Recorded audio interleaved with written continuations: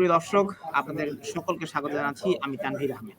রাজনীতি ও সমসাময়িক বিষয় নিয়ে পলিটিকা টিভির সাপ্তাহিক আয়োজন পিপলস কোয়েশ্চনে আপনাদের সকলকে স্বাগত জানাচ্ছি লন্ডন থেকে। আজকে আমরা বিষয় নির্ধারণ করেছি মার্কিন প্রেসিডেন্ট ডোনাল্ড ট্রাম্পের বিজয় এবং রাজনীতির নতুন সমীকরণ। আজকের এই অনুষ্ঠানে আমাদের আমন্ত্রণ গ্রহণ করেছেন সিলেট সিটি কর্পোরেশনের সাবেক মেয়র আনোয়ারুজ্জামান চৌধুরী। আনোয়ারুজ্জামান চৌধুরী, আপনাকে পলিটিকা টিভির পক্ষ থেকে স্বাগত জানাচ্ছি। হ্যাঁ, আপনাকে ধন্যবাদ তানভীর, এবং আপনার সাথে এই মুহূর্তে যারা আছেন, যারা সেটের সামনে আছেন ইউরোপ প্রবাসে এবং বাংলাদেশ থেকে এবং ওয়ার্ল্ডের বিভিন্ন জায়গা থেকে যারা আপনার এই অনুষ্ঠানে যোগদান করেছে, সবাইকে আমার ব্যক্তিগত পক্ষ থেকে, সিলেটবাসীর পক্ষ থেকে ধন্যবাদ এবং শুভেচ্ছা জানাচ্ছি। অসংখ্য ধন্যবাদ জনাব আনোয়ারুজ্জামান চৌধুরী। আমরা দেখেছি যে মার্কিন প্রেসিডেন্ট ডোনাল্ড ট্রাম্পের দ্বিতীয় দফায় হোয়াইট হাউসে এই প্রত্যাবর্তন নিয়ে আওয়ামী লীগের মধ্যে ব্যাপক উচ্ছ্বাস। তো ডোনাল্ড ট্রাম্প দ্বিতীয় দফায় নির্বাচিত হওয়ার কারণে আওয়ামী লীগের এই উচ্ছ্বাসের পেছনের মূল কারণ কি? ধন্যবাদ। প্রথমে আমি দ্বিতীয়বারের মতো আমেরিকার প্রেসিডেন্ট নির্বাচনে ডোনাল্ড জে ট্রাম্প উনি নির্বাচিত হয়েছেন এবং উনি নিরঙ্কুশ বিজয় অর্জন করেছেন, সিনেটও পেয়েছেন এবং উনার যে সব ক্ষেত্রেই উনার যে বিজয়, এটা আসলে সমস্ত বিশ্ববাসীর জন্য একটি অত্যন্ত খুশির সংবাদ। এবং বিশেষ করে আমি কেন ব্যক্তিগতভাবে উনাকে কংগ্রেচুলেট করতে চাই বা আমি কেন খুশি, এটা হলো যে ডোনাল্ড ট্রাম্প একটি কথা বলেছেন যে আমি যুদ্ধ চাই না। সমস্ত বিশ্ববাসীকে একটি মেসেজ দিয়েছেন এবং আমেরিকাবাসীকে একটি মেসেজ দিয়েছেন, যে কারণে এই নিরঙ্কুশ বিজয় অর্জন করেছেন উনি, যেটা হলো যে উনি যুদ্ধ চান না। এবং বিশেষ করে বাংলাদেশের মানুষ যে আজকে একটু উচ্ছ্বাস, শুধু আওয়ামী লীগের নেতাকর্মী নয়, সমস্ত বাংলাদেশের যারা মুক্তকামী মানুষ, যারা গণতন্ত্রে বিশ্বাস করেন, তারা আপনারা দেখেছেন কিছুদিন পূর্বে নির্বাচনী ক্যাম্পেইনে উনি একটি উনার ব্যক্তিগত ফেসবুক পেজে একটি মেসেজ দিয়েছিলেন যে বাংলাদেশের যারা বিশেষ করে যারা সংখ্যালঘু উপর আক্রমণ, নির্যাতন, নিপীড়ন, মামলা হামলা, এটা এবং বাংলাদেশের যে বিশৃঙ্খল বর্তমান পরিস্থিতি, এটা নিয়ে উনি কথা বলেছিলেন এবং বলেছিলেন যে জো বাইডেন এবং তার সরকার যেভাবে বাংলাদেশের রাজনীতি ইন্টারফেয়ারিং করছেন, ডক্টর ইউনূসকে এবং তার রেজিমকে জোর করে বাংলাদেশের বর্তমান প্রধানমন্ত্রী, নির্বাচিত প্রধানমন্ত্রী রাষ্ট্রনায়ক শেখ হাসিনা এবং উনার ক্যাবিনেট এবং উনার যে পার্লামেন্ট সহ আজকে বাংলাদেশকে একটি মরণপুরী বানিয়ে দিয়েছে। গতকালকে দেখেছেন। আমার প্রশ্নটি ছিল যে বর্তমান অন্তর্বর্তীকালীন সরকারের প্রধান প্রফেসর ডক্টর ইউনূসের সাথে যেহেতু সাবেক ডেমোক্রেটিক পার্টির প্রার্থী হিলারি ক্লিনটনের সাথে ব্যক্তিগত সম্পর্ক, এবং তখন ডোনাল্ড ট্রাম্প এই বিষয়টিকে ইতিবাচকভাবে দেখেনি, এ কারণে কি আপনারা মনে করছেন যে এই রিপাবলিকান প্রার্থী ডোনাল্ড ট্রাম্পের এই বিজয় আওয়ামী লীগের জন্য রাজনীতিতে নতুন একটি রাজনীতিতে বাংলাদেশে আপনাদের জন্য একটা সহজতর হবে এই যুক্তরাষ্ট্রের সাথে সম্পর্ক তৈরি করতে? শুধু বাংলাদেশ নয়, আমাদের সাবকন্টিনেন্ট সহ এই যে বিশ্বের বিভিন্ন দেশে উনি যে মেসেজটি দিয়েছেন যে উনি শান্তি প্রতিষ্ঠা করতে চান, উনি যুদ্ধ চান না, এটাই কিন্তু মেসেজ। এখন আমরা যারা বাংলাদেশের মানুষ, বাংলাদেশের যে বিশৃঙ্খল পরিস্থিতি, বাংলাদেশের যে অপরাজনীতি, দখলদারিত্ব, ডক্টর ইউনূসের নেতৃত্বে যে একটি নির্বাচিত সরকারকে দূর করে, বিশেষ করে মাননীয় প্রধানমন্ত্রী রাষ্ট্রনায়ক শেখ হাসিনা, যিনি আওয়ামী লীগের প্রধানও এবং উনি নির্বাচিত প্রধানমন্ত্রী, উনাকে জোর করে দেশের বাইরে পাঠিয়ে আজকে বাংলাদেশে একটি রাম রাজত্ব তারা কায়েম করেছেন। আপনার লক্ষ লক্ষ নেতা কর্মীকে গ্রেফতার করা হচ্ছে বিনা বিচারে, অনেককে হত্যা করা হয়েছে এবং আজ পর্যন্ত, এখন পর্যন্ত যে এই হিসাব অনুযায়ী 551 জন আওয়ামী লীগের নেতা কর্মীকে তারা হত্যা করেছে এবং আমাদের প্রায় কয়েক লক্ষ বাড়িঘর জ্বালিয়ে দিয়েছে, গ্রাম থেকে গ্রামান্তরে এবং পাড়া মহল্লা শহর এবং প্রত্যেকটি জেলায় আওয়ামী লীগের কর্মী যেখানে সেখানে আগুন দিয়েছে। নেতা। আপনাকে আপনাকে জনাব জনাব চৌধুরী, আপনাকে একটু থামাচ্ছি। আপনি বলেছেন আওয়ামী লীগের নেতাকর্মীদের জ্বালিয়ে দিয়েছে, কিন্তু আমরা জানি যে কোটা সংস্কার আন্দোলনকে ঘিরে নিহতের সংখ্যা ছিল 800 এবং আহত 18,000, এবং আপনাদের বিগত আওয়ামী লীগ সরকারের আমলে এই জুলাই বিপ্লবকে কেন্দ্র করে 800 হত্যাকাণ্ড আপনারা ঘটিয়েছেন। শুনেন, এই কথাটুকু যে আপনি বলছেন, হোয়ার ইজ দ্য এভিডেন্স? আমি যে কথাটা আপনাকে বলছি যে 551 জন এখন পর্যন্ত, আরো কিন্তু বাড়বে। আমাদের কিন্তু হাজার হাজার নেতাকর্মী মিসিং, কিন্তু ওরা কোথায় আছে, কিভাবে আছে, কি পড়তে এভিডেন্স আছে, বলতে এদেরকে হত্যা করা হয়েছে। আপনি 300 বাংলাদেশে ছিলেন না? আপনি এই যে গুলি আমি করে নিজেই মানুষকে ছিলাম। হত্যা করা আমি হচ্ছে, তানভীর আপনার কাছে পিটিয়ে আবার মানুষকে আসতেছি। হত্যা করা।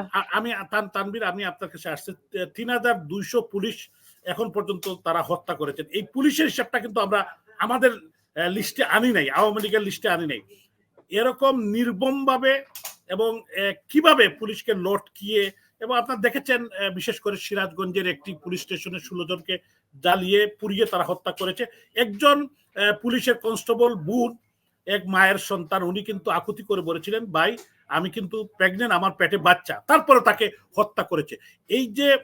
এই যে পাশবিক নির্যাতন এবং হত্যা, যারা এই মুহূর্তে রেজিম, যারা ক্ষমতায় জোর করে আছে, তাদেরকেও বলতে চাই, তারা কোন ইউনিভার্সিটির, শুনেন তানভীর, আমি আপনার তারা কথায় আসতেছি, বর্তমান কোন বিশ্ববিদ্যালয়ে, আমি বর্তমান কথাটা শেষ করে দিই, যে আমি বলতে চাই যে কোন বিশ্ববিদ্যালয়ের কোন ছেলেটা মারা গিয়েছে, কোন স্কুলের কে মারা গিয়েছে, প্রত্যেকে তো আইডি কার্ড আছে, তাদের মা বাপ আছে, তাদের বাড়ি আছে, এইগুলা এভিডেন্স সহ তুলে ধরার জন্য 800, 1700, 1000, 2000 এগুলা বলার কোনো অবকাশ আছে বলে আমি মনে করি না। প্রকাশ্যে গুলি করে নিরীহ ছাত্রদেরকে, ছাত্র জনতার উপরে গুলি চালানো, এবং বিশেষ করে ছাত্রলীগ ঢাকা বিশ্ববিদ্যালয়ে যেভাবে হামলা করেছে, সেই বিষয়গুলো তো প্রকাশ্য দিবালোকে আমরা দেখেছি। তানভীর, তানভীর, আমি আপনাকে বলতে, ঢাকা বিশ্ববিদ্যালয়ে একটি ছেলে মেয়ে মারা যায় না, একজনও না। আপনি ঢাকা বিশ্ববিদ্যালয়ের ছাত্র, আপনি ঢাকা বিশ্ববিদ্যালয়ে আপনার অনেক চেনা জায়গা, একটি ছেলে মেয়ে মারা যায় নাই ঢাকা বিশ্ববিদ্যালয়ে। আমার সামনে অনেক সাবেক ছাত্র আছেন, আমি বলতে চাই, আহত হওয়ার আমাকে শেষ করতে 18,000 আহত হয়েছে পুরো দেশ জুড়ে, শুধু ঢাকা বিশ্ববিদ্যালয় নয়, প্রাইভেট বিশ্ববিদ্যালয়ে আমরা বলতে পারি। আমাদের কাছে হিসাব আছে, আমাদের এই যে বাড়িঘর জ্বালিয়েছে, আমাদেরকে মেরেছে, আমাদের রাজশাহীতে মাসুদকে মেরেছে, আপনি দেখেছেন একটু পঙ্গু ছেলে, তাকে হত্যা করেছে। জাহাঙ্গীরনগর বিশ্ববিদ্যালয়ে শামীমকে হত্যা করেছে। জনাব চৌধুরী, আমার প্রশ্নটি হচ্ছে, যদি এই সরকারের অন্তর্বর্তীকালীন সরকারের সময়কালে কোনো হত্যাকাণ্ড হয়ে থাকে, জ্বালাও পোড়া হয়ে থাকে, সেক্ষেত্রে তার বিচার নিশ্চয়ই জনগণ চাইবে, কিন্তু আপনারা যে হত্যাকাণ্ডগুলো ঘটিয়েছেন সেটির জবাব তো আপনাদেরকে দিতে হবে, তাই নয় কি? হ্যাঁ, তানভীর, আমি বলি, মাননীয় প্রধানমন্ত্রী রাষ্ট্রনায়ক শেখ হাসিনা, উনি দেশ থেকে আসার আগে, উনি যখন ঢাকায় ছিলেন, গণভবনে ছিলেন, উনি কিন্তু বলেছেন যে আমরা একটি বিচার বিভাগীয় তদন্ত 3 সদস্য বিশিষ্ট বিচার বিভাগীয় একটি তদন্ত কমিটি করেছিলেন, যে যারা হত্যা হয়েছে, যাদেরকে হত্যা করা হয়েছে, কিভাবে হত্যা হলো, এবং তাদেরকে ইনকোয়ারি করে, একটা ইনকোয়ারি কমিশন করে তাদের বিচারের জন্য আজকে আমরা দাবি করি, যাদেরকে হত্যা করা হয়েছে কিভাবে হত্যা করা হলো। আপনারা দেখেছেন স্নাইপার কারা ইউজ করছে, এবং যারা সন্ত্রাসী, শীর্ষ সন্ত্রাসীদেরকে তারা জেল থেকে বাইর করছে, তারপরে আবার জামাত শিবিরের যারা সন্ত্রাসী জঙ্গিরা কিভাবে বিভিন্ন জায়গা থেকে গুলি করছে, এখন কিন্তু এগুলো সামনে আসছে তানভীর, এখন কিন্তু। এবং আমরা, শুনেন, আমরা বলতে চাই, যেটা হলো, আপনাকে একটা প্রশ্ন করি, আপনার নিজের নামে একটি হত্যাকাণ্ডের অভিযোগ রয়েছে, এই হত্যাকাণ্ডের অভিযোগটি হচ্ছে রুদ্র সেন হত্যা মামলার আপনি 6 নম্বর আসামি। আচ্ছা, রুদ্র সেনকে আমি প্রথম কথাটা হলো, এই অঞ্চলেই আমি ছিলাম না। এই ছেলেটা সুরমা নদী পার হওয়ার সময় আরো 2 জন শিবির কর্মীর সাথে সে পার হচ্ছিল। সে কিন্তু একজন ছাত্রলীগের, তাকে তারা জোর করে লাশ নিয়ে তার পিতামাতার অজান্তে তাকে একজন শিবির কর্মীকে দিয়ে, তথাকথিত সমন্বয়কের নাম দিয়ে আমাদের উপর মামলা করা হয়েছে। এটা যদি প্রপারলি ইনকোয়ারি হয়, এখানে কারা ছিল, বর্তমান ডিজিটাল যুগে আপনার এগুলা লুকানোর কোনো সুযোগ নাই, এবং এই ছেলেটা পানিতে পড়ে মারা গিয়েছে। আমাদের ধারণা হলো এই ছেলেকে শিবিরের লোকজনই হত্যা করেছে পানিতে ডুবিয়ে। তারা যখন একসাথে যাচ্ছিল, তারা যেহেতু ছেলেটা একটি মাইনরিটি কমিউনিটির ছেলে ছিল, রুদ্র সেন, তাকে তারা হত্যা করেছে। যেহেতু এখন বর্তমানে আইনের শাসন নেই, কোনো বিচার নেই বাংলাদেশে, মব জাস্টিস হচ্ছে, কোনো সুযোগ নাই। করেছে এটির কি কোনো সুনির্দিষ্ট প্রমাণ আপনার কাছে রয়েছে? হ্যাঁ, শিবিরের 2 ছেলে তার সাথে ছিল। শিবিরের যে 2 জন তার সাথে ছিল, তাদেরকে গ্রেপ্তার করলেই তাদেরকে যদি ইন্টারোগেশন করা হয় তাহলেই এটার খুঁজ বাইর হবে। কারণ তারা 3 জনই ছিল, এই নৌকার মধ্যে 3 জনই ছিল। এই 3 জন, আমরা তো সেখানে ছিলাম না, আমাদেরকে তো তারা এটা গায়েবী মামলা দিয়েছে। এবং এইটাকে আমাদেরকে ষড়যন্ত্রমূলক, শুধু আপনি আমাকে একটি মামলার কথা বললেন তানভীর, আমার উপর কিন্তু 60টি মামলা হয়েছে সিলেটে, এবং কোনো মামলার সাথে আমার কোনো সম্পর্ক নেই। এবং আপনি যদি এই রুদ্র সেনের বাপকে জিজ্ঞাসা করেন, মাকে জিজ্ঞাসা করেন, বিশ্ববিদ্যালয়ের বিসিকে জিজ্ঞাসা করেন, তারা কিন্তু এগুলোর সাথেই নেই। কিন্তু জামাত শিবিরের কর্মীরা কিন্তু এটা আমাদের উপর মামলাটা করেছে। ধন্যবাদ আপনাকে। আচ্ছা, ধন্যবাদ আনোয়ারুজ্জামান চৌধুরী। আপনাকে আরেকটু পেছনে ফিরে যাই, যেহেতু আপনাকে অনেকদিন পর পেয়েছি। আপনি মেয়র হওয়ার পর আপনি মাত্র 8 মাসের মাথায় আপনার এই মেয়র পদ ছেড়ে আপনাকে লন্ডনে চলে আসতে হলো। এখন আপনি কখন বুঝতে পারলেন যে আপনাকে লন্ডনে চলে আসতে হবে? এখন তো আপনি আইনের দৃষ্টিতে পলাতক। না, আমরা কিন্তু পলাতক না। বিষয়টা হলো 5 তারিখ, আমি 14 তারিখ সিলেট ছেড়েছি, 14ই অগাস্ট। 5 তারিখে আপনারা যখন সারা বাংলাদেশ যখন জ্বালিয়ে পুড়িয়ে, আপনারা দেখেছেন ধানমন্ডির 32 নম্বর জাতির পিতার বঙ্গবন্ধু শেখ মুজিবুর রহমানের যে বাড়ি, মুক্তিযুদ্ধের মানে স্মৃতি বিজড়িত যে বাড়ি থেকে জাতির পিতা বঙ্গবন্ধু শেখ মুজিবুর রহমানের নেতৃত্বে আমাদের স্বাধিকার আন্দোলন, মুক্তিযুদ্ধ, 52 ভাষা আন্দোলন, 24 বছর আমাদের এই দেশের প্রত্যেকটি আন্দোলনে সূত্রিকাগার হইল ধানমন্ডি 32 নম্বর গণভবন, আওয়ামী লীগের সারা বাংলাদেশের অফিস, ঢাকার আমাদের রাজধানীতে আমাদের তিনটি অফিসকে জ্বালিয়ে দেওয়া হয়েছে। এবং সিলেটে সিটি কর্পোরেশন হামলা করা হয়েছে, আমার বাড়িতে আগুন দিয়েছে আমাদের নেতৃবৃন্দ, আমাদের আওয়ামী লীগের সভাপতি শফিকুর রহমান চৌধুরী, আরো নেতৃবৃন্দর উপর, অ্যাডভোকেট রঞ্জিত সরকার এমপি, আপনার আমাদের আজাদুর রহমান আজাদ সহ আমাদের অনেক নেতাকর্মীর উপর তারা কিন্তু, আমি যদি নাম বলি, প্রায় 42টি বাড়ি তারা পুড়িয়ে দিয়েছে। এখন আপনি তো এমন আপনারা 15 বছর 16 বছর ক্ষমতায় ছিলেন, তো আপনারা কি এমন করেছেন যে, যেমন দেখুন মার্কিন নির্বাচন হয়েছে, ডোনাল্ড ট্রাম্প পুনরায় এসেছেন, কিন্তু বাইডেন সরকারের নেতাকর্মীরা তো যুক্তরাষ্ট্র ছেড়ে পালিয়ে যায়নি, আপনাদেরকে সবাইকেই পালাতে হলো কেন? তানভীর, আমরা তো আপনাকে বলতে চাই, আপনি আমাকে বহু বছর চিনেন, এবং আমাকে যারা চিনেন, আমার সম্মানিত প্রবাসী বাঙালি ভাইরা, আমি দীর্ঘদিন, আমি কিন্তু অল্প বয়সে লন্ডন এসেছিলাম, আমি এখানে কমিউনিটিতে কাজ করেছি, আমি রাজনীতি করেছি। আপনারা যারা আমাকে চিনেন, আমি আপনাদের কাছে এই বিচারটুকু করতে চাই, আমার জীবনে আমি কোন থাপ্পড়ও করে মারি নাই। সো আমার উপর যখন 60টি মামলা হয়, আমার বাড়িতে আগুন দেওয়া হয়, এবং সিলেট শহরে আমি নির্বাচিত হওয়ার পর, আমি 21শে জুন যখন নির্বাচিত হলাম থেকে আমি 8 মাস মেয়রের দায়িত্ব পালন করছি নভেম্বর থেকে। আমি একটি মানুষকে কোনোদিন, আমি ভিন্ন রাজনৈতিক মতের মানুষ যখন আমার কাছে আসতেন, আমি তাদের সাথে কি আচরণ করতাম এটা আপনি খবর নিয়ে দেখেন। এখন তারা যেভাবে সারা বাংলাদেশে হত্যা এবং মানে নির্যাতন, মামলা হামলা করেছে, এটা হলো জবরদখল। ডক্টর ইউনূস নিজেই বলেছেন, আমেরিকাতে উনি, আপনি দেখেছেন ক্লিন্টন সেন্টারে মাহফুজুল আলম, যিনি একজন হিজবুত তাহরীর নেতা ছিলেন, এবং তাকে হিজবুত তাহরীর একজন জঙ্গি হিসাবে তাকে গ্রেপ্তার করা হয়েছিল, যে he is the master mind, এবং মেডিকুলাসলি ডিজাইন প্ল্যান এটা ছিল। তো বিষয়টা হলো, তারা যে এই মেডিকুলাসলি ডিজাইন আমাদের যে বাংলাদেশকে, তারা, আপনাকে একটু থামাচ্ছি, আপনি বলছেন meticulously design mastermind Hizbut Tahrir নেতারা আপনাদেরকে উৎখাত করেছে। তো আপনারা এত শক্তিশালী একটি রাজনৈতিক দল, বাংলাদেশের সবচেয়ে পুরনো একটি রাজনৈতিক দল, তো হিজবুত তাহরীর মতো নিষিদ্ধ একটি সংগঠন, এবং আপনারা শেষ পর্যায়ে এসে জামায়াত ইসলামীকেও নিষিদ্ধ করেছেন, তো এই নিষিদ্ধ দলটি আপনাদের চেয়েও এত বেশি শক্তিশালী হয়ে গেল, তাদের কথায়, তাদের ডাকে সাধারণ মানুষ রাস্তায় বিক্ষোভে নেমে গেল, গণভবনমুখী হয়ে গেল, আহ, অপ্রতিদ্বন্দ্বী একটি সরকারকে উৎখাত করে ফেললো? না তানভীর, আমি একটা কথা বলতে চাই, এখানে যারা স্বাধীনতা বিরোধী, যারা জঙ্গি এবং যারা এই বাংলাদেশের যে আমাদের স্বাধীনতার সপক্ষ, আমাদের মানচিত্র, মুক্তিযুদ্ধ পতাকা আপনি দেখেছেন, তারা কোথায় আঘাত করেছে? তারা আঘাত করেছে মুক্তিযুদ্ধের যত স্মৃতি বিজড়িত জায়গা, তারা মুক্তিযোদ্ধার বাড়ি, তারা ৩২ নম্বর, তারা আমাদের স্বাধীনতার সপক্ষে। আপনি দেখেন হাসানুল হক ইনু, রাশিদ খান মেনন, আপনার যত মুক্তিযুদ্ধের পক্ষের যত লোকজন, আপনার শাহরিয়ার কবির সহ আছে, দেখছি শমী কায়সারকে গ্রেপ্তার করেছে, শহীদুল্লাহ কায়সার সাহেবের মেয়ে।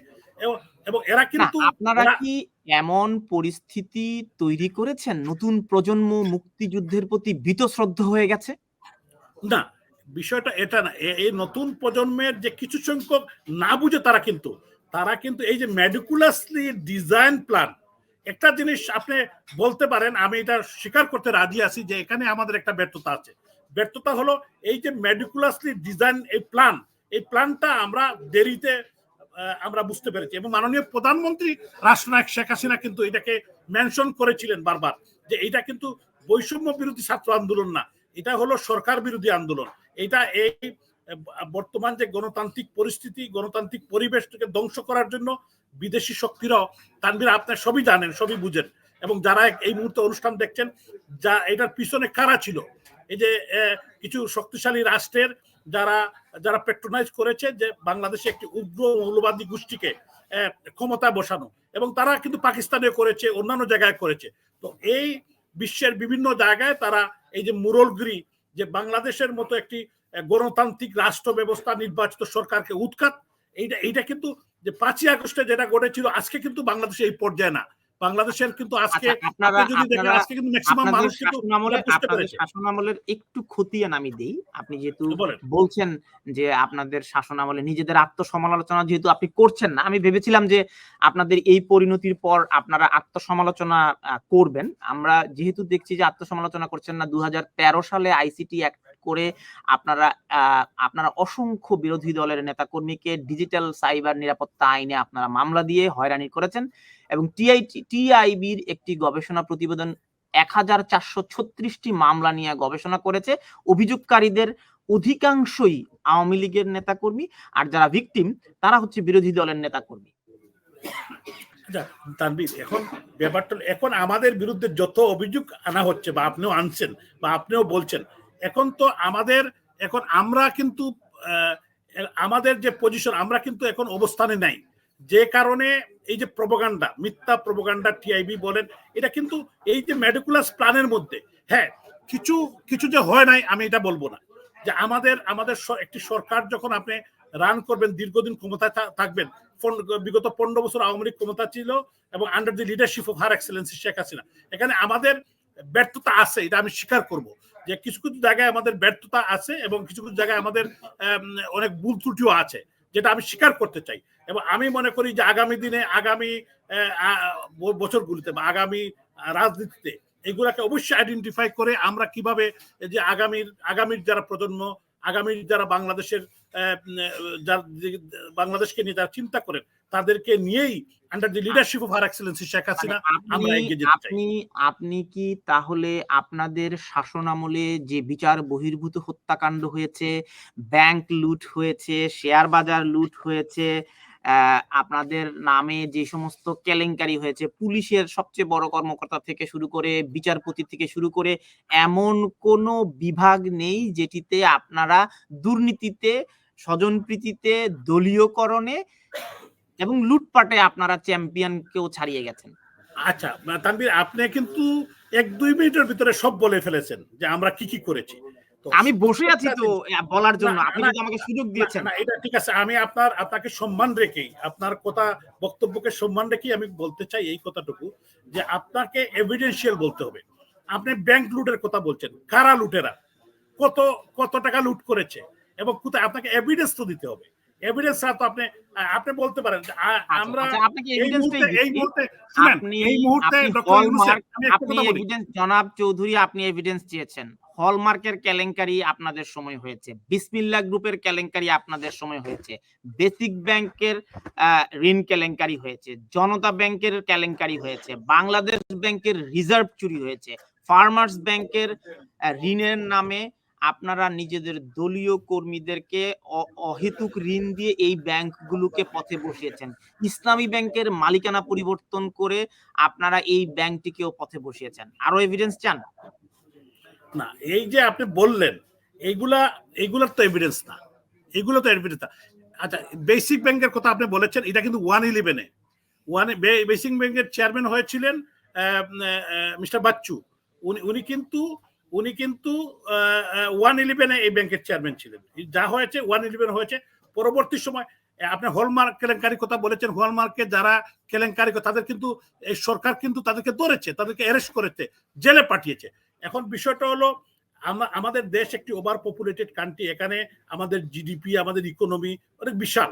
এখানে কিছু যখন কেলেঙ্কারি হয়, পৃথিবীর সব দেশই হয়, তবে আমাদের মতো যারা আমরা এই থার্ড ওয়ার্ল্ডের কান্ট্রি গুলাতে যখন এরকম কেলেঙ্কারি বা এরকম কিছু ঘটে, আমি বলবো না যে একবারে ঘটে নাই, কিন্তু আপনি দেখতে হবে যে আমাদের সরকারের পক্ষ থেকে এইগুলাকে আইডেন্টিফাই করে এইগুলোকে বিচারের আওতায় নেওয়া হয়েছে। কিভাবে বিচারের আওতায় নিয়ে আসা হলো জনাব চৌধুরী? আমরা দেখলাম যে পুলিশের সবচেয়ে বড় কর্মকর্তা, ওনার মাইলের পর মাইল জায়গা, ওনার রিসোর্ট, ওনার ব্যাংক, ওনার দুর্নীতির যে পাহাড় তিনি গড়েছেন। তারপর সাবেক প্রধানমন্ত্রী শেখ হাসিনার বাণিজ্য উপদেষ্টা সালমান এফ রহমানের যে দুর্নীতির খবর, শেয়ার বাজার কেলেঙ্কারিতে তিনি নিজে জড়িত বলে 60 জনের নামের তালিকার মধ্যে তার নাম রয়েছে। 400 কোটি টাকা নিয়ে পালিয়ে গেছে, তো উনি তাকে জেলে না দিয়ে তাকে বিদেশে যেতে দিলেন কেন? না, বিষয়টা হলো যে বিদেশে কেউ যদি পালিয়ে যায়, তাকে তো আপনার যতক্ষণ পর্যন্ত আপনি বাংলাদেশে না আনবেন, তাকে কিভাবে? বিষয়টা হলো প্রত্যেকটি বিষয় কিন্তু যখনই কোনো কমপ্লেন আসে মাননীয় প্রধানমন্ত্রী বা রাষ্ট্রের পক্ষ থেকে কিন্তু এটার ব্যবস্থা নেওয়া হয়। কিন্তু এই যে সালমান এফ রহমান, এখন আপনি সালমান এফ রহমান জেলে, আপনি বলতেছেন শেয়ার বাজার কেলেঙ্কারি। শেয়ার বাজার কেলেঙ্কারি এখন তো একজন মানে বিএনপির ব্যবসায়ী নেতা আব্দুল আউয়াল মিন্টু, উনার নামে উনি তো 37,000 কোটি টাকা গত 3 মাসে নিয়ে গেছে। এইটা তো আমি যে কথাগুলো বলছি, ডক্টর ইউনূস 60,000 কোটি টাকা বিদেশে পাচার করেছেন, এই কথাগুলো তো আছে। কিন্তু আমাকে তো আমি কথা বলার আগে আমাকে এভিডেন্স দিতে হবে, এই কথাটা সত্য। এই যে কথাগুলো আপনিও বলেছেন ব্যাক, আমিও বলছি, কিন্তু এটা প্রমাণ করতে হবে। তো আমরাও চাই যে এটা প্রমাণিত হোক। সালমান এফ রহমান সাহেব যদি ব্যাংকের টাকা লুট করেন, তাহলে এটাকে এভিডেন্সিয়াল সামনে নিয়ে এসে এটাকে ওনার সামনে নিয়ে আসুক, এটা আমরা চাই। কিন্তু এগুলা ব্যাক কথা না বলে, এবং এই মুহূর্তে সালমান এফ রহমানকে গ্রেফতার করে নির্যাতন করে, এবং উনি একজন বয়স্ক মানুষ, উনাকে আজকে যেভাবে উনাকে নির্যাতন করা হচ্ছে, এটা কিন্তু অত্যন্ত ন্যাক্কারজনক। এবং উনি কিন্তু very successful businessman in Bangladesh. হ্যাঁ, উনি যখন উনার কিন্তু প্রায় 1.5 লক্ষ লোক উনার আন্ডারে কাজ করে। এখন একটা লোক যদি তার কৌশল, আপনি ব্যাংকগুলো খালি করে ব্যাংকের থেকে ঋণ নিয়ে আপনি প্রতিষ্ঠানের, আমি প্রশ্ন শেষ করি, প্রতিষ্ঠানের পর প্রতিষ্ঠান করবেন এবং করে তাদেরকে চাকরি দিবেন। অর্থ হচ্ছে জনগণের টাকায় আপনি ব্যবসা প্রতিষ্ঠান করছেন, সেখানে নিয়োগ দিচ্ছেন। এখন আপনি বলছেন আপনি না থাকলে এইটা কর্মচারী তাদেরকে বেতন দিতে পারবে না, প্রতিষ্ঠান চলবে না। তো সরকার দায়িত্ব নেবে, সরকার সেটি বেতন দিবে। সালমান এফ রহমানের থাকার দরকার কি? না, আমি তানভীর বলি, সালমান এফ রহমান তো নতুন ব্যবসায়ী না, উনি কিন্তু সেকেন্ড জেনারেশন, থার্ড জেনারেশনের তাদের কোম্পানি। উনার ফাদার ওয়াজ বিজনেসম্যান, উনারা রহমান, সালমান রহমান, এখন উনার ছেলে শাহেন রহমান, আর উনার বাতিজা, উনার নাম আমি জানি না। তো এরা কিন্তু থার্ড জেনারেশন। এই যে আপনার বিভিন্ন সময় বিভিন্ন নাম আসছে, যেমন আখতারুজ্জামান চৌধুরী বাবু, যে উনি কিন্তু আমি যখন 90 সালে লন্ডনে এসেছিলাম, তখনও উনার প্রায় 35টা বাড়ি ছিল লন্ডন শহরে। উনার ছেলে সাইফুজ্জামান চৌধুরী জাবেদ, উনি কিন্তু ভূমি মন্ত্রী ছিলেন। উনার সাথে আমার পরিচয় নাই, কিন্তু আমি ব্যক্তিগতভাবে উনাকে চিনি না। তো উনি ব্রিটেনে বাড়ি করছেন, উনার বিরুদ্ধে অভিযোগ আসছে। এখন মাত্র 360টা বাড়ি উনার। আমি বললাম 3,000। আমি আপনাকে বলতে চাই এই কারণে 3,000 বাড়ি কিনো। তানভীর, আপনি কি ব্রিটেনের মতো দেশে একটি বাড়ি অবৈধভাবে কিনতে পারবেন? আমি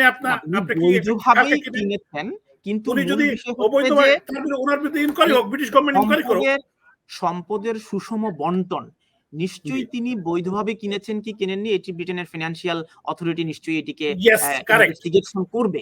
কিন্তু আপনার কি প্রশ্ন জাগে না, একজন ভূমিমন্ত্রীর ৩৬০টি বাড়ি লন্ডনে, ভূমিমন্ত্রী তো উনি এখন হয়েছে ১০০ বছর ধরে, তারা কিন্তু বড় ব্যবসায়ী। আপনি ভূমিমন্ত্রী তো উনি কতদিন ছিল? উনি ৫ বছর ছিল। আপনি আল জাজিরার সেই ডকুমেন্টারিটি যদি দেখে থাকেন, ওনার আল জাজিরা তো গুরুত্বপূর্ণ বক্তব্যগুলো। মিস্টার তানভীর, আপনি আল জাজিরা তো আর কোনো কোরআনের বাণী না। আল জাজিরা একটা নিউজ চ্যানেল, আরব ভিত্তিক, তারা বিভিন্ন মোটিভেটেড সংবাদ পরিবেশন করে থাকে এবং ইট ওয়াজ এ মেটিকুলাসলি ডিজাইন প্ল্যানের মধ্যেই কিন্তু এগুলো হচ্ছে সব। যাই হোক, আপনি সুবক্তা, আপনার কাছে আরেকটু পেছনের ফিরে নির্বাচনে যাই। বাংলাদেশে কি এখন যে সরকার আছে, আপনাদের কি আস্থা রয়েছে যে ঠিক নির্বাচন হবে বা একটি কোন সরকারের কথা বলছেন? অন্তর্বর্তীকালীন যে ডক্টর ইউনূসের নেতৃত্বে যে বাংলাদেশে কোন সরকার না, এটা আপনি বলতে পারেন যে এখন জবরদখলকারী একটা ডাকাত গ্রুপ বলতে পারেন, যে যারা জোর করে জঙ্গি কায়দায় মানুষ হত্যা করে। এই যে জঙ্গিরা আমাদের হাজার হাজার সাধারণ মানুষকে হত্যা করেছে, তারা কিন্তু জোর করে ক্ষমতা থেকে এই সরকারকে নামানোর জন্যই যত মানুষকে হত্যা করেছে, এই 95% হত্যা করেছে এই ডক্টর ইউনূসের এই মেডিকুলাস টিম। তো এইটা কিন্তু প্রমাণিত হবে এবং এটা অবৈধভাবে ক্ষমতা দখল করেছে। আপনি হত্যার অভিযোগ আনছেন, এটি কিন্তু প্রমাণিত নয় যে হ্যাঁ, আমি সেজন্যই বলছি, যেহেতু এখানে সমন্বয়ক বা ডক্টর ইউনূসের প্রতিনিধিত্বকারী কেউ নেই, শুনেন, এই কারণে এটি অভিযোগ, এটি আপনাদের অভিযোগ, এটি প্রমাণিত নয়। না, আমি কিন্তু yes, time will say, wait for time. আমি আপনাকে বলতে চাই যে ডক্টর ইউনূস এবং তার যে রেজিম, আপনার জনাব চৌধুরী, আপনার কাছে কি মনে হয় না আপনারা গত 4টি নির্বাচনে এমন পরিস্থিতি তৈরি করেছেন যেখানে বিরোধী দল ছিল না, বিরোধী দলের রাজনীতি করার কোনো সুযোগ ছিল না, মত প্রকাশের কোনো সুযোগ ছিল না, আপনারা তাদেরকে নির্বাচনে আস্থা তৈরি করতে পারেননি, যে কারণে একের পর এক নির্বাচনকে আপনারা প্রশ্নবিদ্ধ করেছেন। এ কারণেই আপনাদের বিরুদ্ধে গণজোয়ার এবং গণবিপ্লব হয়েছে। তানভীর, আমি আপনাকে ধন্যবাদ জানিয়ে আমি বলতে চাই যে নির্বাচন যতটুকু যেটি নিবন্ধিত দল আছে বাংলাদেশে, প্রত্যেকটি দলের দায়িত্ব হলো নির্বাচন একটি গণতান্ত্রিক প্রক্রিয়া, গণতান্ত্রিক পরিবেশে, গণতান্ত্রিক দেশে আপনাকে নির্বাচন যখন আসে, নির্বাচন কমিশন একটি নিরপেক্ষ নির্বাচন কমিশন, তারা যখন নির্বাচন আসে তখন প্রত্যেকটি দল অংশগ্রহণ করবে, প্রত্যেকটি ব্যক্তি অংশগ্রহণ করবে, আপনিও করতে পারেন। এখন কেউ যদি একটি নির্বাচনে বিএনপি ছিল, আরেকটিতে ছিল না, আরেকটিতে ছিল না, এটা তো এই দায়িত্ব তো তাদের, তারা কেন আসলো না এবং তারা কেন একটি নির্বাচনে বিএনপি দেখেছেন তারা কিন্তু প্রায় 900 প্রার্থী দিয়েছিলেন। It's a joke. তারা প্রত্যেকটি নির্বাচনী এলাকায় 3 জন 4 জন তারা প্রার্থী করেছিলেন। পরবর্তী নির্বাচনে, লাস্ট নির্বাচনে তারা আসেন নাই। এখানে জাতীয় পার্টি সহ অন্যান্য যারা নিবন্ধিত রাজনৈতিক দল তারা অংশগ্রহণ করেছে। আমি বলতে চাই যে জাতীয় পার্টিকে তো আপনারা একদম সরকারি দল বানিয়ে কাগজে কলমে বিরোধী দল, আর হচ্ছে এগুলা আপনারা বলতে পারেন, কিন্তু জাতীয় পার্টি একটি লার্জ নাম্বার অফ, তারা দীর্ঘ 9 বছর ক্ষমতায় ছিল এবং তারা থার্ড মেজরিটি পার্টি। 9 বছর আপনারাই তো তাদেরকে স্বৈরাচার বলে নামিয়ে দিয়েছেন। শুনেন, ব্যাপারটা হলো আমরা তো স্বৈরাচার বিরুদ্ধে আন্দোলন করেছি, কিন্তু পরবর্তী সময় তো তার রাজনীতি ছিল বাংলাদেশে। এখন রাজনীতিতে যদি কেউ গণতান্ত্রিক পরিবেশে কেউ যদি একটি রাজনৈতিক দল নিবন্ধন তাকে, তারা নির্বাচন করার যোগ্য থাকে, এখন এখানে তো আমার বাধা দেওয়ার বা আমাদের বাধা দেওয়ার কোনো কিছু নাই তানভীর, এটা তো আপনি বুঝেন। আচ্ছা, গত 3 মাস ধরে সারা বাংলাদেশকে যেভাবে ধ্বংস করা হয়েছে তার ব্যাপারে কিছু বলেন। গত 3 মাসে যা হয়েছে বাংলাদেশের বিগত 54 বছরে কি তা হয়েছে? একজন প্রশ্ন করেছেন। 54 বছর না, আমার মায়ের বছর, যিনি আমার মা, আমার জন্মদাতা মা, ওনার 97 ইয়ার্স ওল্ড। উনি যেটা বলেছেন যে উনার এই বয়সে উনি কোনোদিন এরকম আমাদের এই যে ভূখণ্ডতে এরকম দেখেন নাই। তো আমি বলতে চাই, আরো বয়োজ্যেষ্ঠ যারা মুরব্বিয়ান আছেন, 80, 85, 90 বছর তারা জীবিত আছেন। আমাদের সিলেটের একজন প্রতিদ্বন্দ্বী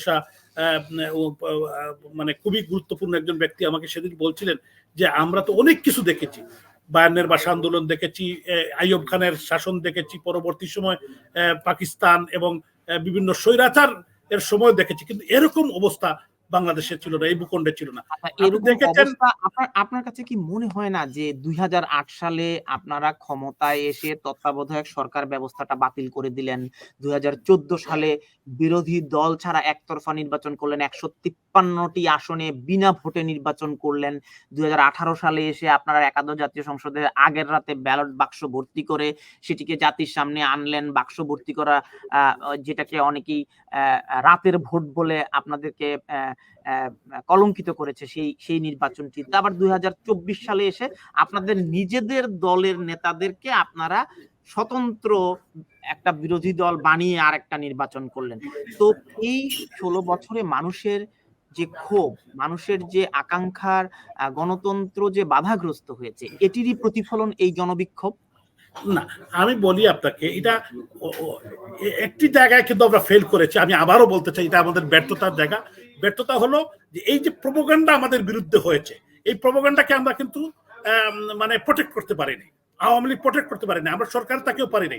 আমি আজকে আপনাদের সামনে, মিডিয়ার সামনে যারা দর্শক আছেন তাদেরকে স্বীকার করতে চাই, এই যে আমাদের বিরুদ্ধে বিভিন্ন সময় এই সরকারের বিরুদ্ধে, প্রধানমন্ত্রীর বিরুদ্ধে, স্বাধীনতার পক্ষের শক্তির বিরুদ্ধে যে প্রোপাগান্ডা বাংলাদেশে হয়েছে, এটাকে আমরা কিন্তু চ্যালেঞ্জ করতে পারিনি।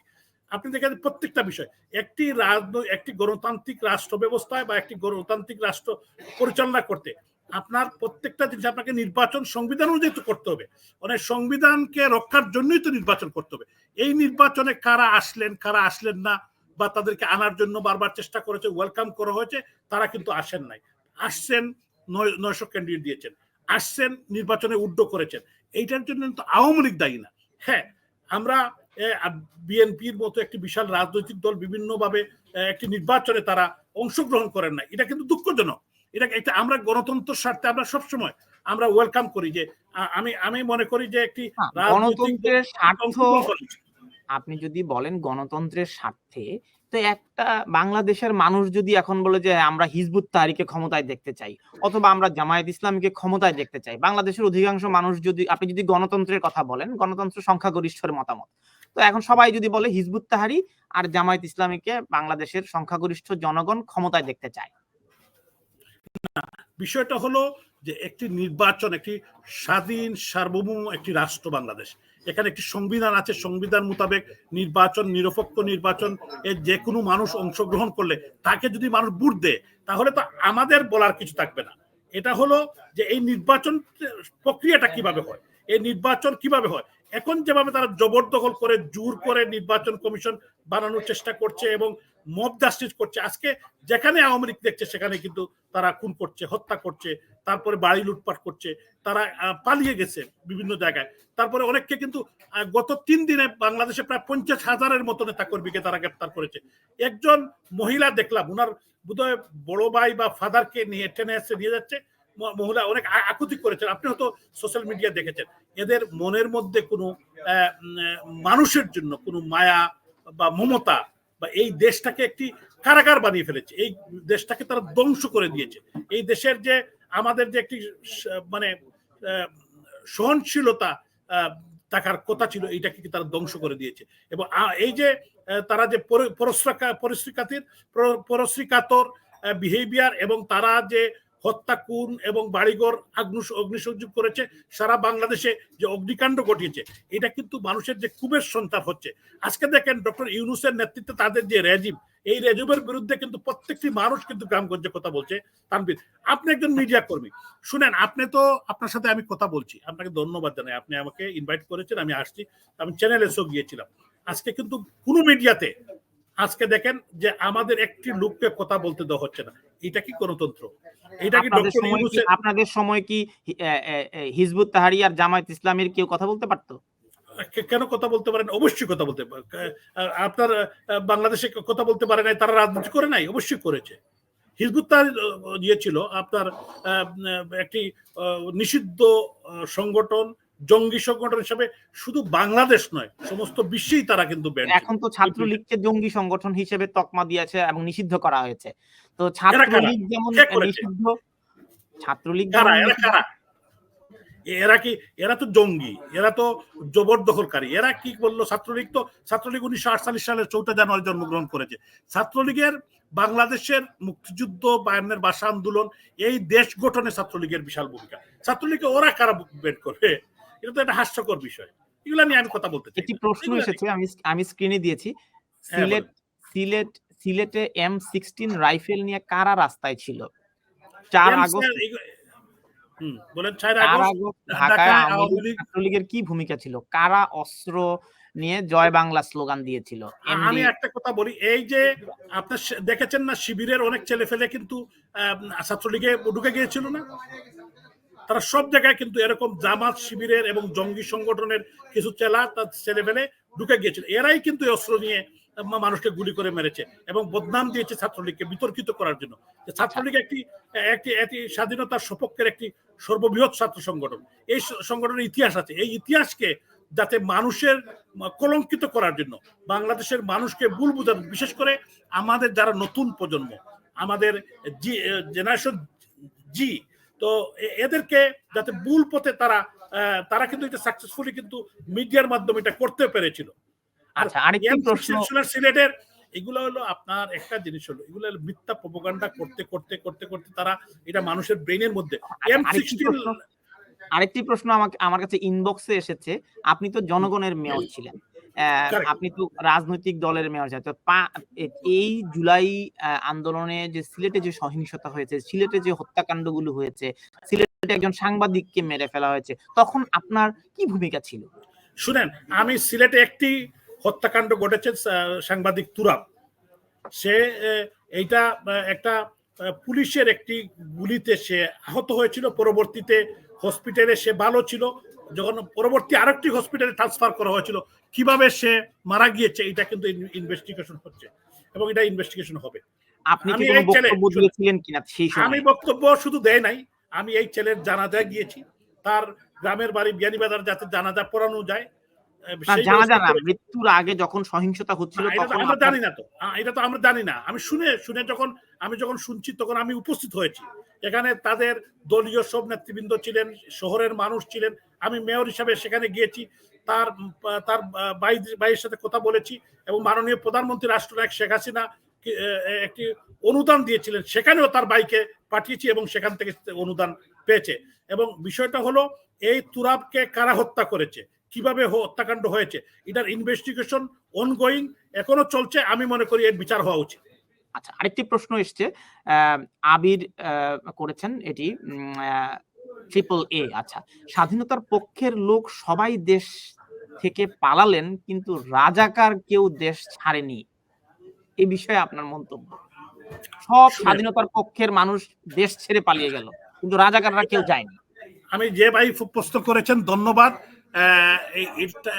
এটা কিন্তু তাই বলছে, স্বাধীনতার সপক্ষের সব লোক পালায় নাই, কিন্তু এটা বাংলাদেশ 30 লক্ষ মানুষ যুদ্ধ করে দেশ স্বাধীন করেছে। আমাদের পূর্বপুরুষরা অস্ত্র নিয়ে যুদ্ধ করেছেন, শহীদ হয়েছেন, তাদের অনেকের মা বাপ শহীদ হয়েছেন, অনেক বোন সব্রম দিয়েছেন, 3 লক্ষ মা বোন সব্রম দিয়েছেন, এই দেশ স্বাধীন হয়েছে।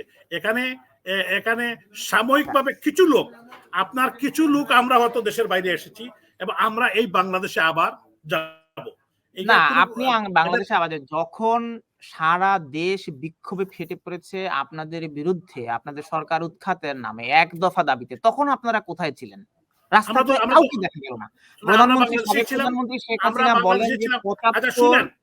আমি আপনাকে প্রশ্ন করতে চাই, যে ভাই প্রশ্ন করেছেন উনাকে সম্মান রেখেই বলতে চাই যে উনি কি চান, বা আপনারা কি চান, বা আপনারা এটা খুশি হতেন যে আমরা সেখানে থাকলে এই জঙ্গি গোষ্ঠী আমাদেরকে হত্যা করলে, যেভাবে তারা হত্যা করতে চেয়েছিল মাননীয় প্রধানমন্ত্রী, নির্বাচিত প্রধানমন্ত্রী রাষ্ট্রনায়ক শেখ হাসিনা, জাতির পিতার কন্যা এবং বঙ্গবন্ধুর কনিষ্ঠ কন্যা শেখ রেহানা সেখানে গণভবনে ছিলেন, উনাদেরকে হত্যা করার চেষ্টা করেছিল। আমার প্রশ্নটি ছিল, আপনাদের জনসম্পৃক্ততা ছিল না।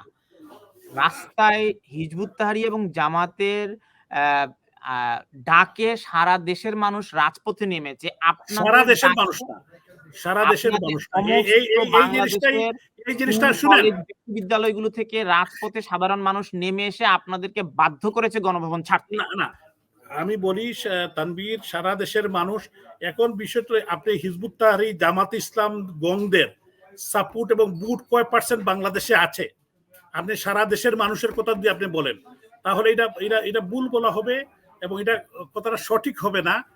আমি আপনাকে বলতে চাই, আমার মনে হয় না 5%-এর বেশি এদের আছে।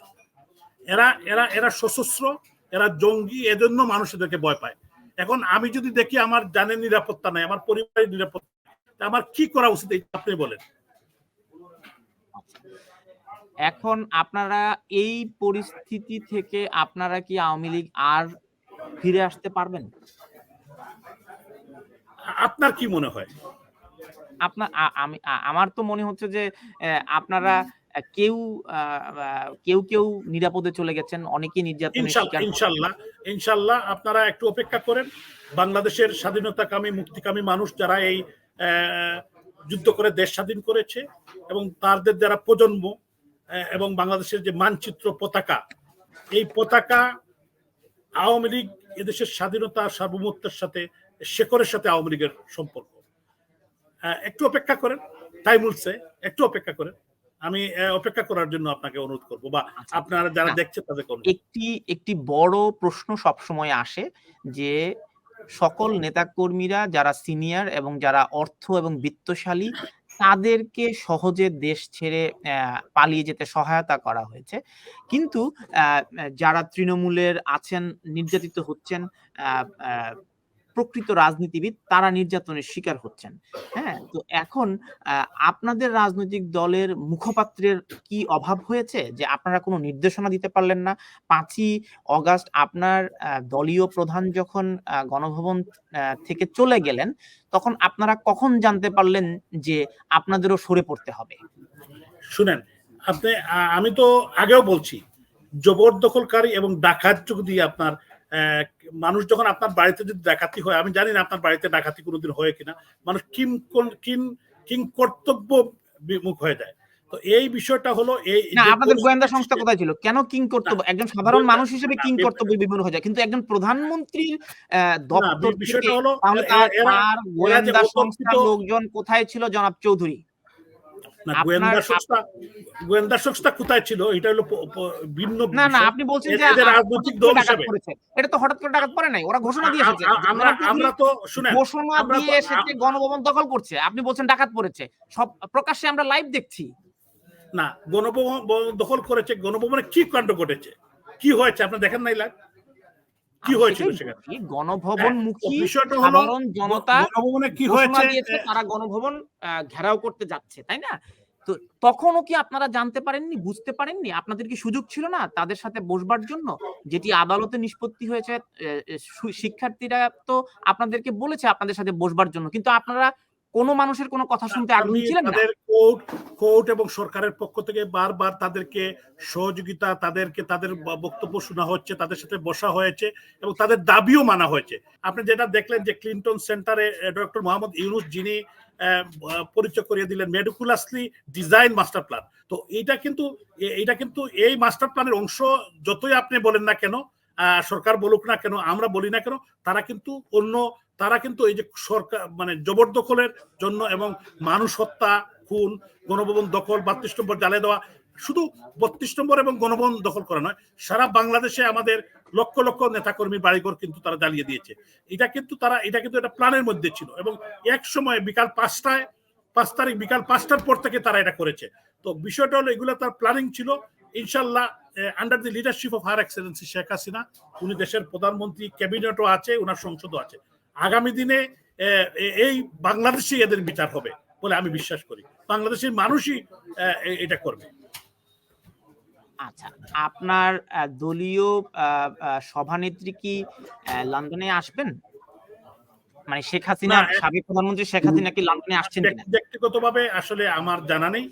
আর বিষয়টা হলো, এগুলা তো মাননীয় প্রধানমন্ত্রী রাষ্ট্রনায়ক শেখ হাসিনার সিদ্ধান্ত। আমার লেভেল থেকে এটা এখন পর্যন্ত আমার নলেজে নাই, এরকম কোনো পরিকল্পনা আমি শুনি নাই।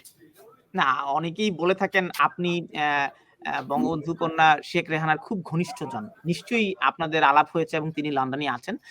এবং আপনাদের কি নির্দেশনা নেতাকর্মীদের জন্য? আপনি খুব কাছের মানুষ, এটি শুনেন, অনেকেই জানে। এইটা একটা মিসলিডিং কথা। বঙ্গবন্ধুর দুই কন্যা, মাননীয় প্রধানমন্ত্রী রাষ্ট্রনায়ক শেখ হাসিনা, বঙ্গবন্ধু কন্যা শেখ রেহানা, উনারা জাতির পিতার কন্যা। এই দলের বা এই দেশের প্রত্যেকটি মানুষই উনাদের কাছে। ব্যক্তিগতভাবে আমি বা না, তারপরও আপনি যেহেতু দীর্ঘদিন আমি বলি, লন্ডনে রাজনীতি করেছেন। না, এইগুলা আসলে এই কথাগুলা এবং লক্ষ লক্ষ নেতা কর্মী সবাইকে উনারা এক চোখে দেখেন।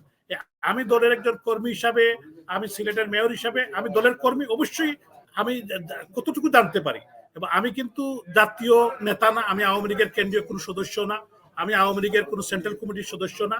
আমি সিলেটে, আমি লন্ডনে আগে একজন মেয়র মোটামুটি প্রতিমন্ত্রী মর্যাদার একজন নেতা। সিলেট সিটি কর্পোরেশনের মেয়র ছিলেন আপনি, আপনি বলছেন আপনি একজন কর্মী। না, আমি দলীয় কর্মী, আমি মেয়র ছিলাম, কিন্তু দলের কর্মী হিসাবে আমি তো দলের যে আমার যে দলের আমি কিন্তু কর্মী, কিন্তু আমি মেয়র হয়েছি নির্বাচিত, দল আমাকে নমিনেশন দিয়েছে, কিন্তু আমি দলের কর্মী এবং আমি কনসিডার করি অলওয়েজ আমি দলের একজন কর্মী হিসাবে। আচ্ছা, না আমি বলছি যে নেতাকর্মীরা তো এখন বিভ্রান্ত, তারা কি ধরনের কোনো নির্দেশনা পাচ্ছে না। তো আওয়ামী লীগের মতো একটি বড় রাজনৈতিক দলের এমন বিপর্যয়। এই কথাটা আপনাকে আমি বলি, এই কথাটা মনে হয় কারেক্ট না। আমাদের সেন্ট্রালের সব নেতারা কিন্তু টাইম টাইম সবার সাথে যোগাযোগ রাখছেন, মিডিয়া এটাকে অত ফোকাস করছে না, কিন্তু আমরা সংগঠনের সমস্ত নেতাকর্মী, আমাদের এমপিরা, আমাদের থানা, উপজেলা, ইউনিয়ন, ছাত্রলীগ, যুবলীগ, স্বেচ্ছাসেবক লীগ, শ্রমিক লীগ এবং বাংলাদেশ আওয়ামী লীগের কেন্দ্রীয় নেতৃবৃন্দ তারা কথা বলছেন। তারা অনেকেই কিন্তু বাইরে আছেন, কিন্তু বাইরে থাকলেও তাদের জীবনের বয়ে, মানে তারা জীবন বাঁচাতে তারা দেশের বাইরে আছেন, কিন্তু তারা কিন্তু তাদের এলাকায় খবর রাখছেন, কথাবার্তা বলছেন।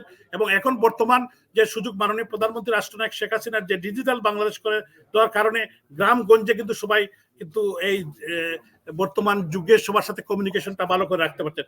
আপনি দেখেন এই ইউটিউবে আমি আপনার সাথে কথা বলছি কিন্তু একটি মানে রেস্টুরেন্টে বসে এখন এই মুহূর্তে, কারণ এই যে সুযোগ বর্তমান ডিজিটালাইজেশনের যুগে, এটা কিন্তু বাংলাদেশের প্রত্যেকটি অঞ্চলে আওয়ামী লীগের মাননীয় প্রধানমন্ত্রী রাষ্ট্রনায়ক শেখ হাসিনা এবং জনাব সজীব ওয়াজেদ জয়ের নেতৃত্বেই কিন্তু সারা বাংলাদেশে যে আমাদের যে আজকে যে কমিউনিকেশন এক্সপান্ড হয়েছে, এটার সুযোগে কিন্তু সবাই কিন্তু কাজ করতে পারছে এবং আমাদের কর্মীরা কিন্তু যোগাযোগ রাখছে।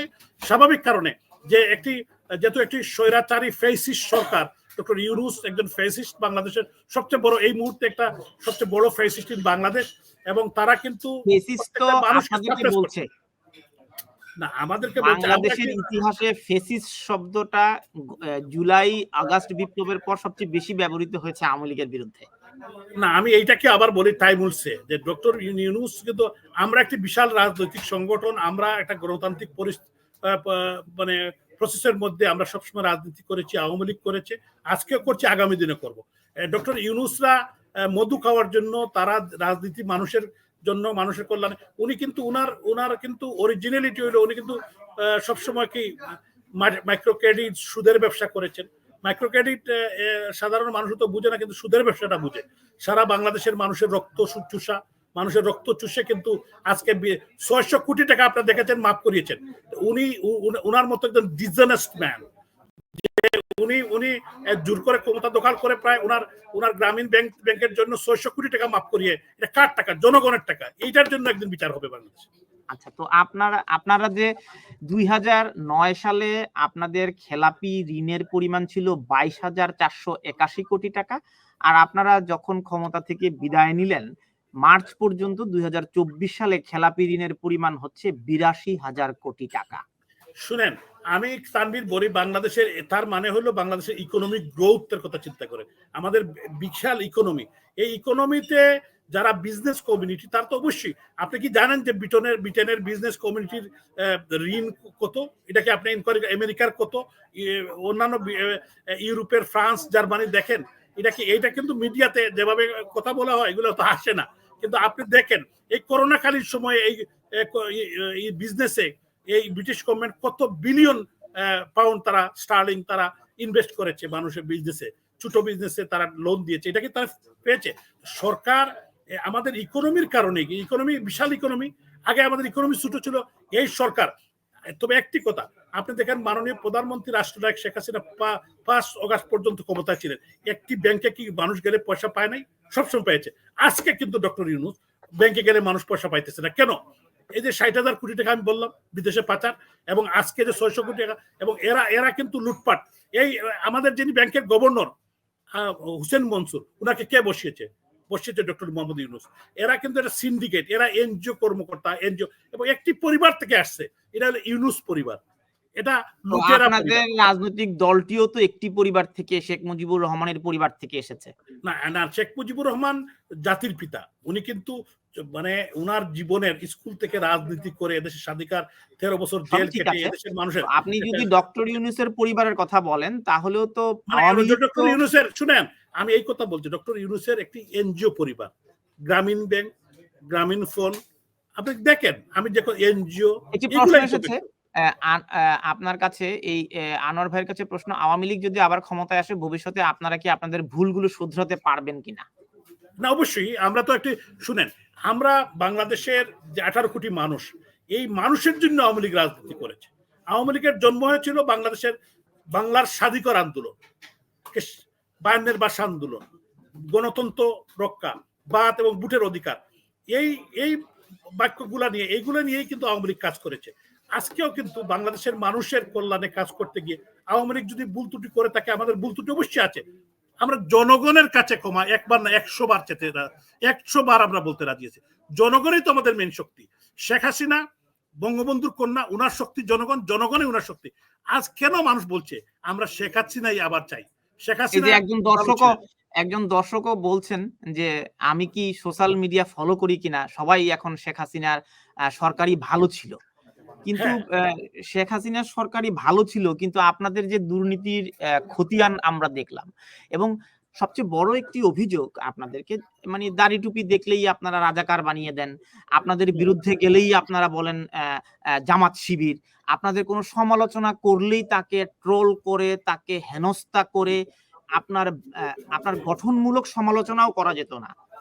না, শুনেন, এগুলা দাড়ি টুপিওয়ালা আমাদের বাপ চাচা, আমরা যে পরিবার থেকে আসছি, আমাদের পরিবারের সবাই কিন্তু দাড়ি টুপিওয়ালা মানুষ। এটা একটা মিথ্যা প্রোপাগান্ডা আওয়ামী লীগের বিরুদ্ধে। এক সময় আওয়ামী লীগ ক্ষমতায় আসার আগে আমরা ছোটবেলায় শুনতাম যে আওয়ামী লীগ যদি ক্ষমতায় আসে তাহলে বাংলাদেশের মসজিদে উলুদনি হবে, বাংলাদেশের মসজিদে উলুদনি হয়ে যায়। এটা হলো প্রোপাগান্ডা এগেইনস্ট আওয়ামী লীগ।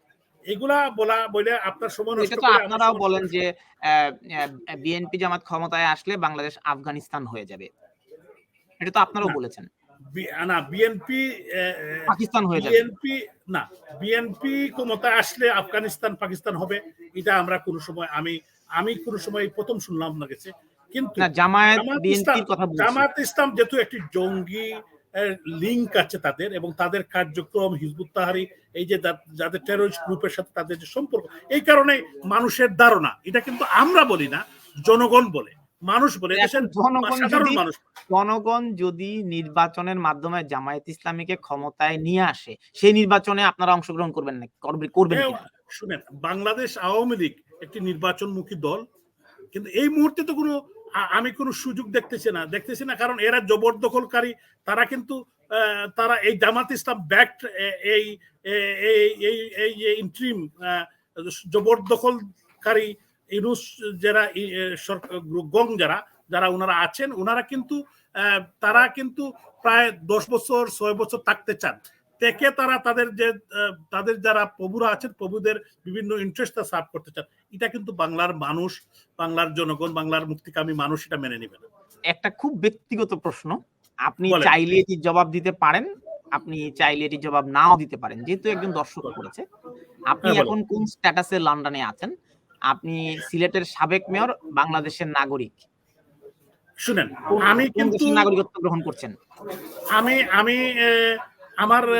আমি তো অবশ্যই বাংলাদেশের নাগরিক, আমি বাংলাদেশের ভোটার, যে আমি নির্বাচন করেছি আওয়ামী লীগের প্রার্থী হিসেবে, এবং আমি নির্বাচিত হয়েছি। এখন পর্যন্ত আমি নির্বাচিত মেয়র সিলেটে। তারা কলমের কুচায় তারা সব মেয়রদেরকে বাদ দিয়ে দিয়েছে, এটাই আমাদের স্ট্যাটাস। এবং আমি কিন্তু ব্রিটিশ সিটিজেন, যেহেতু আমি লোকাল গভর্নমেন্টে ইলেকশন করেছি, আমি ব্রিটিশ সিটিজেনশিপ হিসেবে থাকতে পারি, এটা কোনো বাধ্যবাধকতা নেই। কিন্তু বিষয়টা হলো যে আমি যদি পার্লামেন্টের ইলেকশন করতাম বা এমপি এমপি ইলেকশন করতাম, তাহলে কিন্তু আমাকে ব্রিটিশ পাসপোর্ট জমা দিতে হতো। এই এই লোকাল গভর্নমেন্টের নির্বাচনী প্রক্রিয়ার মধ্যে আমি এটাকে আমার সারেন্ডার করতে হয়, মানে যে কারণে আমি ব্রিটিশ নাগরিকত্ব সারেন্ডার না করেও বাংলাদেশের মেয়র হওয়া যায়, তাই তো? স্থানীয় যে কোনো স্থানীয় সরকার, ইউনিয়ন পরিষদের চেয়ারম্যান, উপজেলা চেয়ারম্যান, মেয়র যেহেতু করতে পারে। সংবিধানে কোনো বাধ্যবাধকতা নেই। সাংবিধানিক বাধ্যবাধকতা না থাকায় আপনি এখন দুটি নাগরিকত্বই একই সাথে বহন করছেন। কারেক্ট। এবং আরেকটি বিষয় হলো যে আমাদের ডুয়াল সিটিজেনশিপের অপশন কিন্তু আছে। আরেকটা বিষয় আমি আপনাকে বলতে, একজন হাসিবুল ইসলাম, একজন সমন্বয়ক, আপনি দেখেছেন যে বাংলাদেশে তারা আন্দোলনকে ত্বরান্বিত করার জন্য মেট্রো রেল এবং মানুষ খুন করেছিল, সে নিজে প্রকাশ্যে কিন্তু ইন্টারভিউ দিয়েছে। আপনি কি দেখেছেন? একটা ইয়াং, আমার ধারণা এই ছেলেটা, এবং সেই সমন্বয়কে শোকজও করা হয়েছে না। শোকজ করা হতো, এখন সমস্ত মানুষকে খুন করে তারা দেশকে ধ্বংস করার পর এখন শোকজ করার তো কোনো যুক্তিকতা নাই। তবে আমি মনে করি এটা ভালো হয়েছে, দুইটা ডক্টর ইউনূস সাহেবের এই বক্তব্য, ইউনূস যে ক্লিনটন সেন্টারে, এবং এই যে হাসিবুল ইসলামের যে স্টেটমেন্ট, আমার মনে হয় যে মেডিকুলাস ডিজাইন মাস্টার প্ল্যানের যে আসল বক্তব্য, এটা কিন্তু এটা পরিষ্কার হয়েছে বাংলাদেশের মানুষের কাছে, বিশ্বের বিবেকবান মানুষের কাছে। আজকে কিন্তু শুনেন, ডোনাল্ড ট্রাম্প কিন্তু নির্বাচনী ক্যাম্পেইনও একটি করেছিলেন, উনি টুইট করেছিলেন, উনি কিন্তু এই যে উশৃঙ্খল, হত্যা এবং মাইনরিটি কমিউনিটি, বিশেষ করে কালকেও দেখেছি আপনার একজনকে মেরে ফেলছে, এবং আরো কিন্তু মাইনরিটি কমিউনিটির উপর আক্রমণ করা হচ্ছে বিভিন্ন ভাবে। তো আজকে কিন্তু একজন মেয়েকে দেখলাম উঠিয়ে নেওয়া হচ্ছে একজন মাইনরিটি কমিউনিটি।